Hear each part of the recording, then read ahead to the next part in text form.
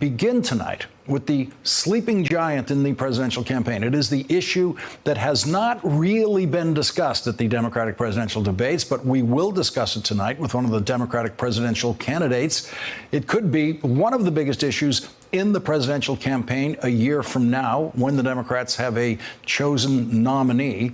And it could be the single most damaging issue that really could cause Donald Trump to lose some support among some Trump voters, especially in agricultural states. And this issue, which could spell economic disaster for America eventually, meaning a recession, is all Donald Trump's fault. No one else has any responsibility for the creation of the potential disaster that could be coming our way, thanks entirely to the Trump tariffs and the Trump trade war, which has so far been ignored by most of the candidates and questioners in the Democratic presidential debates. Donald Trump is the only president in history who has told the American people that war is easy. He wasn't talking about a shooting war, of course. He was talking about a trade war. But trade wars are called wars for a reason. They are not called trade games. And no American president prior to Donald Trump has said trade wars are good and easy to win.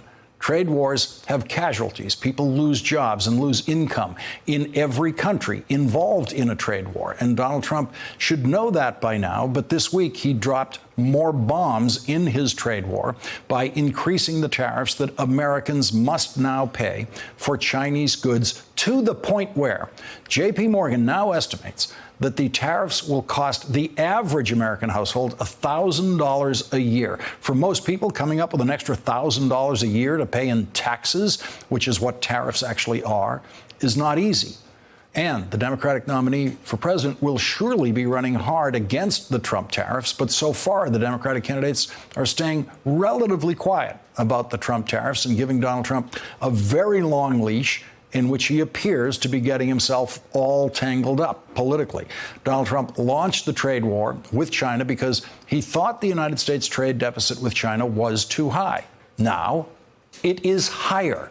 Axios is reporting President Trump's trade war has led to even bigger trade deficits with China, even though it was intended to improve the trade balance. But it's not just China. The deficit has increased with most of our other major trade partners, too.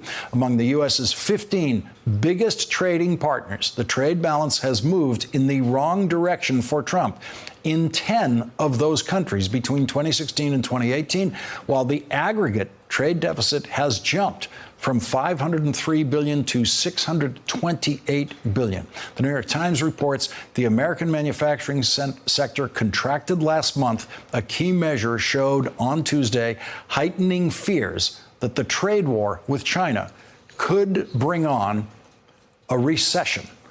The last team of presidential economic advisors who had to deal with the effects of a recession is the Obama team of economic advisors, who came into office facing the worst recession since the Great Depression of the 1930s. Our first guest tonight, economics professor Austan Goolsbee, was a member of the Obama presidential campaign team of economic advisors and then served as the chairman of the Council of Economic Advisors for President Obama. Austan Goolsbee knows what economic crisis feels like from inside the White House, and he joins us tonight with what the Trump White House and the American public might expect from the Trump trade war as it continues to fail to achieve any of the objectives that President Trump had when he started this war. Austan Goolsbee, thank you very much for joining us tonight. Really appreciate it. Great to see you again. Are you at all surprised with what the Trump tariffs have delivered? No, of course not. Look, we had the conversation back 2 years ago when President Trump first started saying he was going to launch this trade war. And I told you, these tariffs, if he does them, they're going to put the in dumb. There's no. This is the biggest tax increase on the middle class, I believe, ever in U.S. history. We're going to charge middle class Americans $1,000 each to entertain this fantasy that we're achieving something. We're not. You don't get the Chinese to change their behavior by publicly humiliating them and trying to bully them. That doesn't work. We got them, for example, to stop devaluing their currency. And the way we did that is we got all our allies on the same page, And then we went with specific strategic demands. We said, look, you need to change your currency devaluation behavior in this way, and if you don't, we will react in the following way. And that got them to change their behavior. Donald Trump has not made any specific demands. He thinks that this is working. He thinks this is actually good. And as you pointed out, manufacturing starting to contract. The University of Michigan consumer confidence numbers came out. I believe it was the biggest drop in consumer confidence in 6 years. And there are strong points in the economy, there's no question. But if we keep escalating this trade war, as this week we had a major escalation, we're going to get a recession. I don't think there's any doubt about that. You have served as an economic advisor on a very successful presidential campaign, the Obama presidential campaign.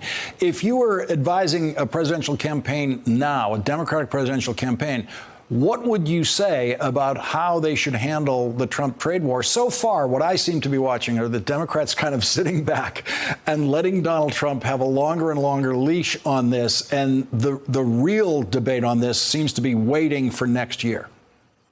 That might be true. I've talked, I know Beto O'Rourke a little bit, and he came out with a pretty comprehensive trade plan that started with get rid of the Trump tariffs. This is self-defeating. It's doing the opposite of what they were intended. And then it went through a lot more detail on trade policy. I think you're right. Over the next year, we'll probably see more about it. But I think the impact of the tariffs in the short run is just a tax increase on ordinary Americans. Over the medium and longer run, we get the retribution and blowback that the Chinese both stop buying American agricultural products, stop buying a bunch of the stuff that we sell, and importantly, they lower the tariffs on our competitor nations. So they're doing the double whammy. And it's just, this isn't thought through. If that weren't obvious enough, just look at what the president is saying. He's varying back and forth between this is a great idea and easy to win, and turning around and saying, and actually we're going to throw 10, 20, 40 billion dollars of relief because in our hearts we know we're hurting you. The last word I quoted from the New York Times before turning to your introduction was the word recession. Is that where this is headed? I think it is where this is headed. Look, for the most part, the imports and exports aren't that big a share of the U.S. economy. So at first glance, you say, how could it lead to recession if trade isn't that big of a share and China isn't that big of a share of our trade?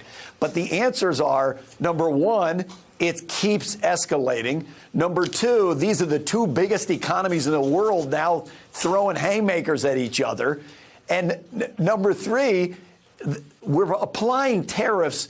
All tariffs are terrible, but the worst tariffs of all are tariffs on things that are supplies to your own manufactured products. And now we're ramping up the tariffs on steel, on aluminum, on the stuff that U.S. manufacturers need to produce their own products. So we're just doubly shooting ourselves in the foot. I really don't understand why he keeps pressing. The economy has been the strongest thing he had going for him in the polls, as you know.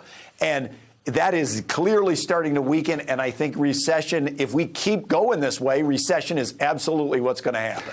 Austan Goolsbee been right about this so far. We're going to have to bring you back. Thank you very much for joining us tonight, Austan. Really appreciate it. Thanks for checking out our YouTube channel. Subscribe by clicking on the button below for more from The Last Word and the rest of MSNBC.